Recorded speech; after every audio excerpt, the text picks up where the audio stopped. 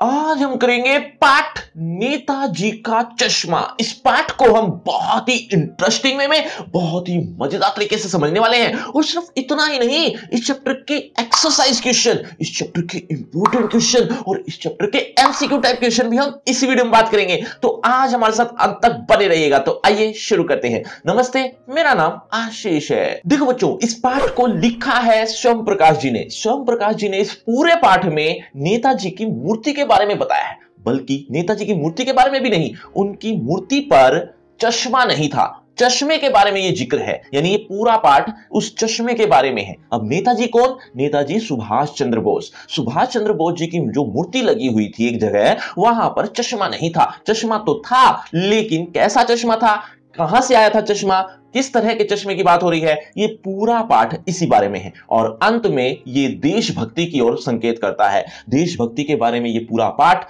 आइए शुरू करते हैं। देखो बच्चों, एक कैरेक्टर है, नाम है हालदार साहब। हालदार साहब को कंपनी के काम के सिलसिले में हर 15वें दिन एक कस्बे से गुजरना पड़ता था। एक जगह ऐसी थी जहां से वो गुजरते थे। और उस कस्बे के बारे में बता देता हूं। कस्बा वैसे एक स्थान का नाम, जैसे आप शहर को जानते होंगे, गांव को जानते होंगे, तो गांव और शहर के बीच का जो एक पार्ट कह लो या एक स्थान का नाम कह लो, गांव और शहर के बीच का मतलब, शहर होता है सुख सुविधाओं से परिपूर्ण, हर तरह की चीजें वहां पर उपलब्ध हो जाती हैं, होती हैं, तो वहां उसको कह देते हैं शहर। और दूसरी तरफ एक गांव होता है जहां कुछ कम सुविधाएं होती है शहर के मुकाबले। और इसके बीच का एक कैटेगरी आती है कस्बा। कस्बे में ना यूं कह सकते कि बहुत ज्यादा सुख सुविधाएं हैं और ना बहुत कम सुख सुविधाएं हैं, तो ये बीच की कैटेगरी मान लो। तो एक कस्बा है, उस कस्बे से हालदार साहब को गुजरना पड़ता है। और उस कस्बे के चौराहे पर एक मूर्ति लगी हुई है। मूर्ति है नेताजी सुभाष चंद्र बोस की। और उसी के पास में ही वहां पर एक पान की दुकान भी है। हालदार साहब जब भी वहां से गुजरते थे, उस पान वाले के पास जरूर जाते थे। पान खाना होता था उन्हें। पान की दुकान पर जाना, पान खाना, पैसे देना और वहां से रवाना हो जाना, ये उनका हर बार का काम था। या यूं कह सकते हो कि जब भी कंपनी के काम के सिलसिले में 15 दिन के बाद जब वो आते थे, तो वो ये काम जरूर करते थे। मतलब पान खाते थे और वहां से चले जाते थे। अब एक बार ऐसा हुआ कि उनकी नजर उस नेताजी की मूर्ति पर पड़ गई। नेताजी की मूर्ति को देखकर वो बहुत हैरान हुए। क्यों हैरान हुए? दरअसल नेताजी सुभाष चंद्र बोस चश्मा लगाते थे, लेकिन उस मूर्ति पर चश्मा था ही नहीं। तो ये थोड़ी अजीब बात थी। लेकिन हालांकि ऐसा नहीं था कि चश्मा था ही नहीं, चश्मा तो था, लेकिन रियल चश्मा था, जैसा आप या हम लोग पहनते हैं, वो वैसा चश्मा था। जैसे धूप का चश्मा होता है, वैसा कह सकते हो। तो धूप का चश्मा वहां उस मूर्ति पर लगा हुआ था। लेखक हालदार साहब को इस बात पर बड़ी हैरानी हुई। क्यों हैरानी हुई? कि मूर्ति तो संगमरमर पत्थर की और चश्मा रियल, ये तो बड़ा अजीब लग रहा है। लेकिन फिर भी हालदार साहब ने सोचा कि चलो खैर कोई बात नहीं, किसी में तो देशभक्ति की भावना है। क्योंकि नेताजी की मूर्ति बिना चश्मे के थोड़ी अजीब लगती, थोड़ी बेकार सी लगती, लेकिन वो चश्मा पहनते थे तो उनकी आंखों पर चश्मा तो होना ही चाहिए। तो खैर रियल ही लगाया, देशभक्ति दिखाई तो सही किसी ने। तो उस बात को देखकर संतुष्ट होकर हालदार साहब जी क्या करने लगे, अपना पान खाया और वहां से रवाना हो गए।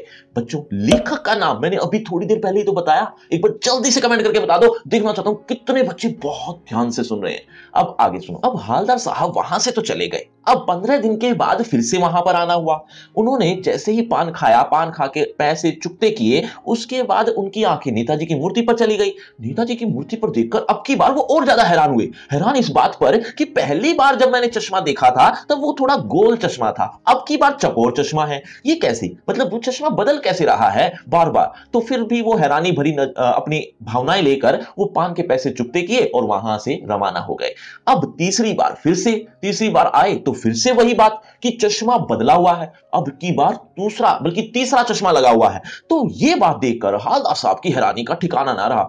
अब की बार उन्होंने पान वाले से पूछ ही लिया, क्यों भाई, ये आपकी नेताजी की मूर्ति बार बार चश्मे कैसे बदल रही है? अब पान वाले ने क्या जवाब दिया, उससे पहले पान वाले के बारे में सुनो। कि पान वाला एक मोटा आदमी था, खुश मिजाज आदमी था, हंसता रहता था। उसकी जो दांत थे, उसकी जो बत्तीसी थी, वो काली और लाल रंग की थी। क्यों? दरअसल वो खुद भी पान बार बार खाता ही रहता था। हर रोज 2 4 5 पान तो वो खा ही लेता था। मतलब दूसरों को तो खिलाता ही था, साथ ही साथ खुद भी डका लेता था। तो उस वजह से उसके जो दांत थे वो ऐसे हो गए थे। अब हालदार साहब ने जब पान वाले से पूछा कि क्यों भाई, तुम्हारे नेताजी की मूर्ति चश्मा कैसे बदल रही है, तब पान वाले ने अपने मुंह में ठुसा हुआ जो पान था उसकी पीक थूकी। क्योंकि वो वैसे तो बोल नहीं पाता, क्योंकि उसके मुंह में पान था, तो उसके पान की जो पीक थी वो थूक कर उसने जवाब दिया कि दरअसल ये कैप्टन करता है।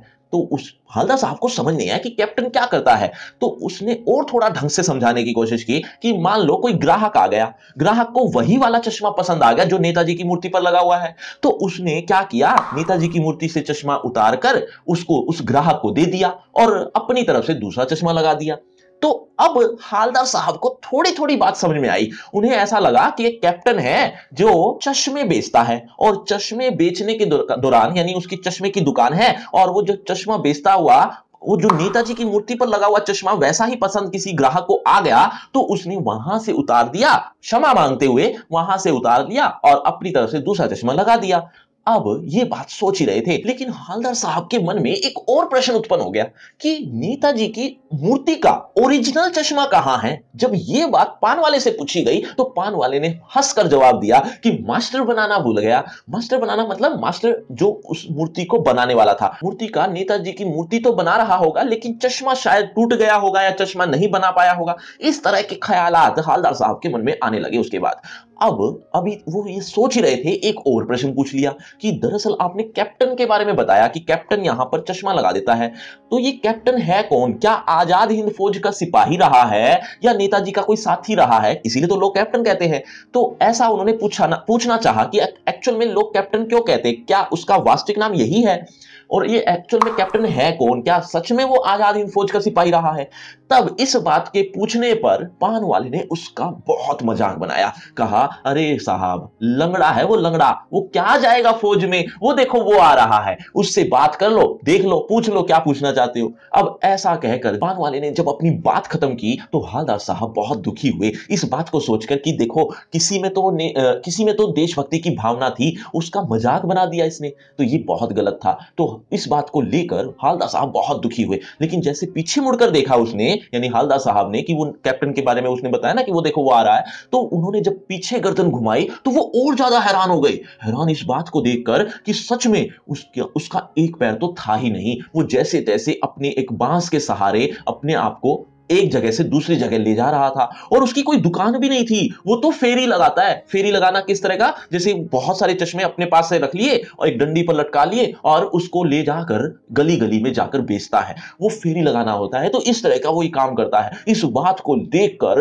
हवलदार साहब बहुत दुखी भी हो रहे थे और हैरान भी हो रहे थे और थोड़ा बहुत मन में एक देशभक्ति की भावना को लेकर प्रसन्न भी हो रहे थे कि नेताजी की मूर्ति पर चश्मा लगाने वाले देखो कैसे कैसे लोग भी हैं, मतलब इन लोगों के मन में भी देशभक्ति की भावना है और दूसरी तरफ जो संपन्न है उनके अंदर देशभक्ति की भावना भी नहीं होती। तो ऐसा सोचकर हवलदार साहब थोड़े हैरान भी हो रहे थे। बच्चों, हवलदार साहब को कितने दिनों में कंपनी के काम के सिलसिले में जाना पड़ता था, एक बार जल्दी से कमेंट करके बता दो, देखना चाहता हूं कितने बच्चे बहुत ध्यान से अभी तक भी सुनते आ रहे हैं।